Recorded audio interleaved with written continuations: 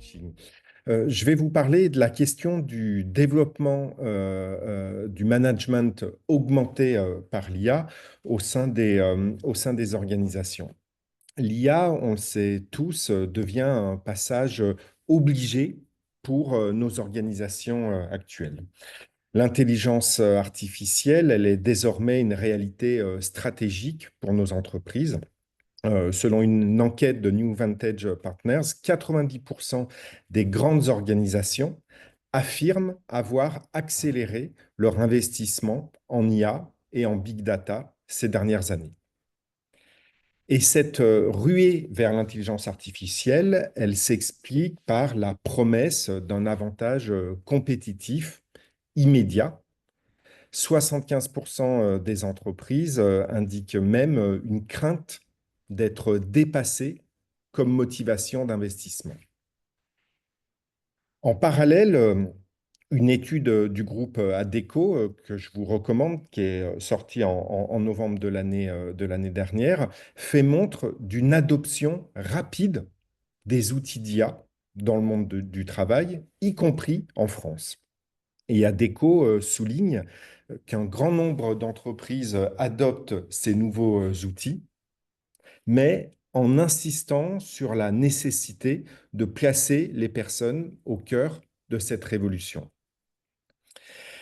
Cette situation actuelle, elle manifeste un besoin crucial de guidance, pouvant se traduire par des activités de coaching, de conseil ou encore de formation. Et la même étude ADECO révèle une situation qui est paradoxale. Beaucoup de managers se sentent dépassés par la révolution de l'IA et hésitent à outiller leurs collaborateurs actuels. Conséquence, sur le terrain, les employés s'approprient l'IA de manière informelle, un phénomène de shadow GPT, où chacun expérimente son chat GPT ou d'autres outils, mais souvent sans cadre, ni autorisation officielle et encore moins de guidance. D'après Salesforce, 55% des salariés qui utilisent l'IA générative dans le cadre de leur activité professionnelle le font sans aucune approbation ni politique interne définie. Et ces mêmes employés constatent déjà les bénéfices dans le cadre de leur quotidien professionnel de leur utilisation de l'IA. 68% de ceux qui utilisent l'IA au travail se disent plus productifs. L'enjeu, il semble donc assez clair. Comment canaliser et structurer cette activité autour de l'IA pour en faire un véritable levier de performance et de satisfaction collective, plutôt qu'un risque qui soit incontrôlé. Il ressort de ces différents éléments qu'une série de questions se posent pour intégrer concrètement et stratégiquement l'IA dans le management, dans l'organisation du travail et au niveau de la performance comme la satisfaction des équipes. Comment doter les managers de compétences pratiques en utilisation de l'IA, comment intégrer l'IA dans la stratégie managériale digitale de l'organisation, comment transformer la performance des équipes dans leurs différents métiers grâce à l'IA, comment réorganiser le travail pour la collaboration homme-IA, comment créer des équipes hybrides augmentées, humains plus intelligence artificielle, comment structurer de façon opérationnelle l'intégration de l'IA dans l'organisation, comment développer un état d'esprit propice à l'IA en termes d'adoption, de confiance, d'équité, d'engagement, et enfin, comment renforcer l'efficacité, l'autonomie des équipes ainsi que la qualité du management avec l'IA, par exemple en termes de planification, de créativité, de pilotage, de reporting. Un premier point que je vais rapidement développer est le suivant: comment et pourquoi guider les managers vers l'IA? Pour intégrer l'intelligence artificielle avec succès dans les organisations, les dirigeants et les managers doivent a priori d'abord développer de nouvelles compétences pratiques et un état d'esprit favorable à l'IA. Et cela via un parcours de développement structuré pour les managers qui pourrait être centré sur quatre axes. Premièrement, connaissances fondamentales en intelligence artificielle. Deuxièmement, la question cruciale de la confiance dans ces technologies. Troisièmement, le sujet de l'acquisition de compétences spécifiques en IA. Par exemple, savoir exploiter les données, travailler avec tel outil IA. Et puis, quatrièmement, bien sûr, une acquisition de pratiques d'intégration et de réorganisation managériale autour de l'IA. Certainement le thème le plus central. En d'autres termes, il ne s'agit pas de transformer un manager en un codeur, mais de le rendre suffisamment acculturé en management augmenté par l'IA pour en saisir le potentiel et aligner ce potentiel avec les objectifs de son équipe et plus largement les objectifs de son organisation. Ainsi que le dit de façon assez directe Karim Lakhani d'Harvard, l'IA ne va pas remplacer les humains, mais les humains équipés d'IA remplaceront peut-être ceux qui ne le sont pas. Concrètement, doter les managers de compétences IA pourrait signifier, premièrement, une sensibilisation et une acculturation, c'est-à-dire initier les managers aux fondamentaux de l'IA, ce que ces outils savent et ne savent pas faire, leurs biais possibles, leurs opportunités par fonction. Deuxièmement, un apprentissage par la pratique, bien évidemment, j'allais dire, encourager les managers à intégrer l'IA dans leurs propres tâches quotidiennes. Un manager pourrait, par exemple, utiliser un assistant conversationnel pour résumer un rapport volumineux ou tester un outil de visualisation prédictive sur ses données de vente. Et en apprenant à utiliser progressivement ces outils, le manager développe ainsi son intuition sur de possibles cas d'usage utiles. Troisièmement, on entend souvent parler de thèmes, d'éléments afférents, une rassurance, un certain nombre d'études tendant à montrer que certains employés n'adopteront pleinement l'IA que s'ils font confiance à leurs dirigeants à ce sujet. Et du coup, il s'agit de communiquer de façon transparente sur le pourquoi et sur le comment l'IA est introduite. Quelles sont les intentions, les bénéfices attendus, les contrôles en place, les enjeux, afin de lever dans la clarté les potentielles craintes. Il est intéressant de noter que d'après l'étude ADECO que j'ai mentionnée, 57% des dirigeants doutent eux-mêmes de la capacité de leur comité de direction à saisir les opportunités et les risques de l'IA. Et que seulement 34% de ces leaders ont lancé des programmes de formation interne à l'IA et qu'à peine la moitié d'entre eux conseillent activement leurs équipes sur des usages possibles. D'où, à mon sens, à nouveau, le besoin d'une guidance sous la forme de coaching, de conseils, de formation auprès des managers. Par exemple, à destination de potentiels champions de l'IA parmi ces managers, qui seraient des pionniers volontaires qui pourraient expérimenter des outils IA, puis diffuser leurs apprentissages aux autres managers et à leurs collaborateurs en créant un effet d'entraînement.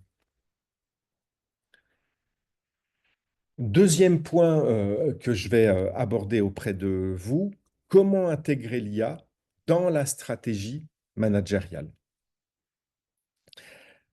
Au-delà de la question des compétences individuelles que je viens de mentionner, le management augmenté par l'IA se manifeste a priori dans la capacité du management à intégrer l'IA dans la stratégie de l'organisation et dans la conduite des opérations des équipes, ce qui suppose de faire de l'IA un axe de la stratégie digitale de l'entreprise et pas simplement un projet expérimental en marche.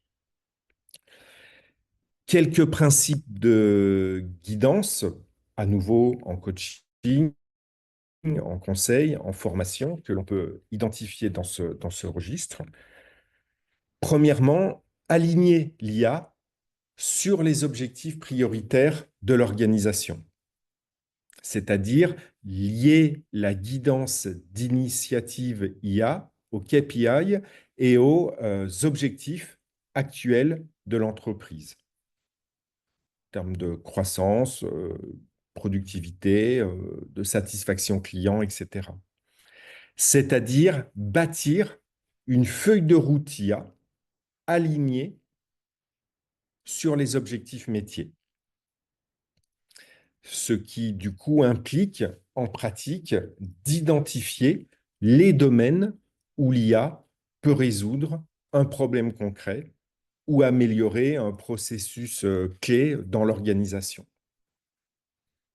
Par exemple, si l'objectif est d'améliorer l'expérience client, on pourra intégrer un assistant virtuel pour répondre plus vite aux demandes et suivre l'évolution du taux de résolution au premier contact, par exemple. Deuxième élément, démarrer par des cas d'usage identifiés comme étant à fort impact et à gain rapide. Et en commençant par de petits projets IA pilotes sur des cas d'usage bien délimités, l'idée étant de démontrer rapidement une valeur ajoutée. Par exemple, un service marketing peut tester un outil génératif pour produire des descriptions de produits. Et si l'outil permet de gagner du temps tout en maintenant la qualité, le bénéfice est montré comme immédiat. Autre exemple, un manager financier pourrait automatiser la classification des factures fournisseurs via un système d'IA et constater 1 ou 2 heures gagnées par semaine, ce qui libérerait du temps pour d'autres activités à plus forte valeur ajoutée. Et puis, mesurer et communiquer sur ces gains rapides, par exemple en termes d'heures économisées, d'erreurs réduites, de ventes additionnelles, pour créer un effet d'entraînement. Différentes études actuelles montrent que les utilisateurs d'IA gagnent déjà en moyenne 30 à 60 minutes par jour sur leurs tâches, ce qui est énorme, un temps qui peut être réinvesti dans des activités à plus forte valeur ajoutée, par exemple des activités créatives ou de réflexion stratégique. Troisième point dans ce registre, promouvoir un management IA augmenté au quotidien. Les managers et les dirigeants montrant l'exemple en adoptant eux-mêmes les outils d'IA, des outils d'IA dans leur activité. Un manager utilisera par exemple l'IA pour améliorer sa planification, prévision de vente plus fine, planning optimisé en fonction des données, pour améliorer sa créativité, générer des idées de nouveaux services, pour affiner le pilotage de son équipe, tableau de bord enrichi d'analyses prédictives qui signaleraient des indicateurs de vigilance, ou encore pour automatiser une partie du reporting réalisé. génération automatique de compte rendu mensuel. Autre exemple, un directeur commercial appuyé par l'IA pourra détecter plus tôt une baisse de performance et intervenir rapidement, ou un chef de projet allégé partie des tâches de reporting pourra consacrer plus de temps à la gestion opérationnelle quotidienne de son équipe. Troisième et crucial point, la question de la réorganisation du travail, c'est-à-dire, au sens d'Yves Claude, la coactivité des intelligences humaines et artificielles. Intégrer l'IA dans une organisation, ça ne se limite pas a priori à développer des outils isolés, mais ça implique de réorganiser le travail et d'adapter les processus pour tirer pleinement parti d'une coactivité entre collaborateurs humains et technologies ou assistants IA. Et l'objectif, il est alors de créer de véritables équipes hybrides augmentées où collaborateurs humains et intelligence artificielle travaillent de concert, chacun se concentrant sur ce qu'il fait le mieux. Et ce qui nécessite à nouveau le fait euh, d'accompagner le fait de repenser les rôles, les flux de travail et la structure même de l'organisation. Premier grand point dans ce troisième registre, celui de la redéfinition de l'allocation des tâches et le fait de repenser l'IA comme un coéquipier. Une première étape ici peut consister à accompagner l'analyse des processus internes de l'organisation pour identifier quelles tâches devraient être dévolues à l'IA et quelles tâches doivent demeurer à une prise en charge humaine ou alors réalisées en tandem.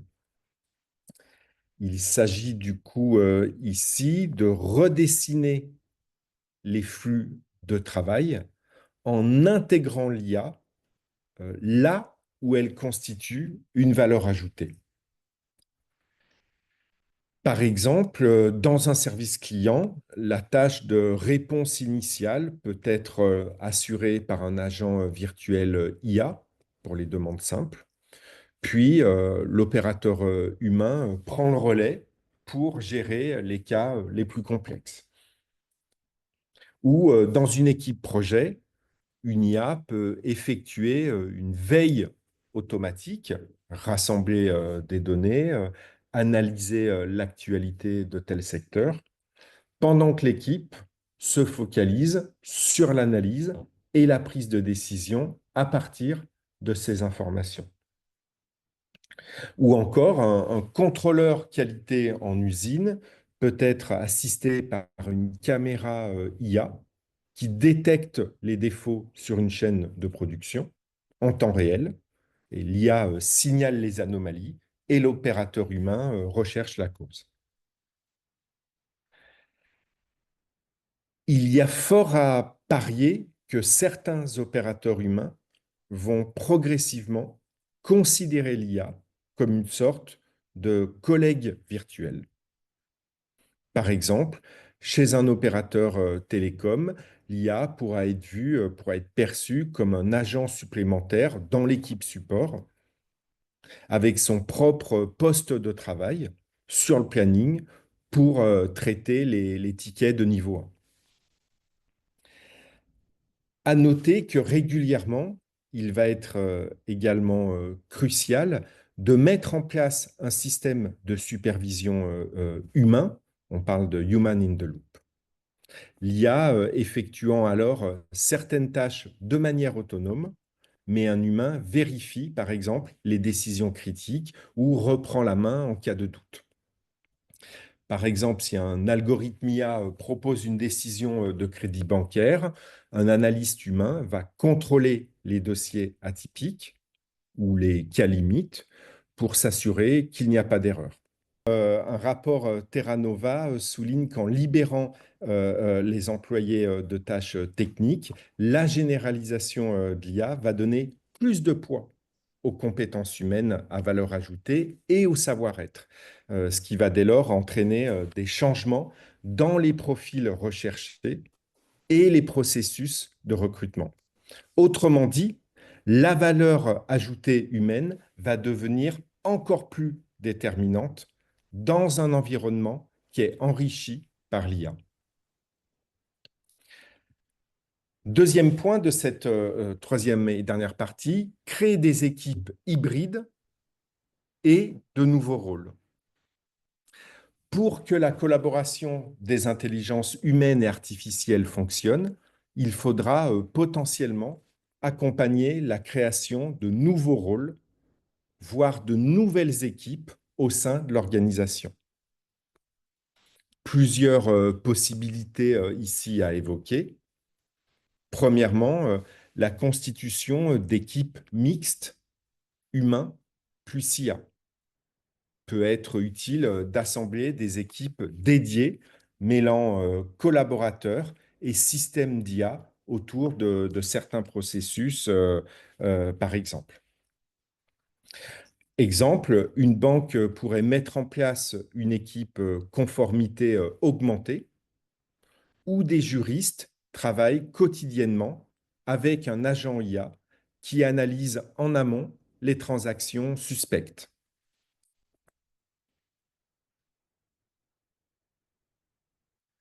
Et l'IA fait ici partie intégrante de l'équipe en détectant par exemple des signaux faibles ou critiques, tandis que les humains enquêtent et prennent les décisions finales. Deuxième élément, concevoir de nouveaux rôles d'interface avec l'IA. L'intégration de l'IA s'accompagnera potentiellement de l'émergence de métiers inédits. On pourrait par exemple envisager le recrutement de prompt designers dont la fonction serait d'aider les équipes à formuler correctement leurs requêtes aux IA afin de rendre plus pertinentes les réponses et éviter les erreurs. Troisième élément dans ce registre, mettre en place des équipes transverses, ponctuelles, d'intégration de l'IA managériale. Pour structurer leur incorporation de l'IA, certaines entreprises commencent d'ailleurs à mettre en place des sortes de comités d'IA managériales. L'idée étant ici de réunir les différentes expertises nécessaires pour réorganiser les modes de travail augmentés par l'IA dans un domaine d'activité donné. Des membres de la DSI ou de l'équipe data, des opérationnels métiers, des RH et des personnes en charge de la conformité et des risques, par exemple.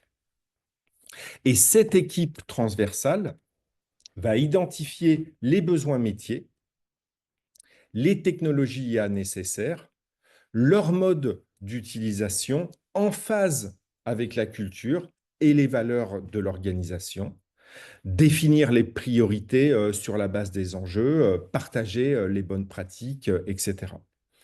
Ces task force pluridisciplinaires peuvent ainsi se former pour s'assurer que toutes les perspectives techniques, business, éthiques, utilisateur final sont prises en compte dès la conception d'un nouveau process de management augmenté par l'IA.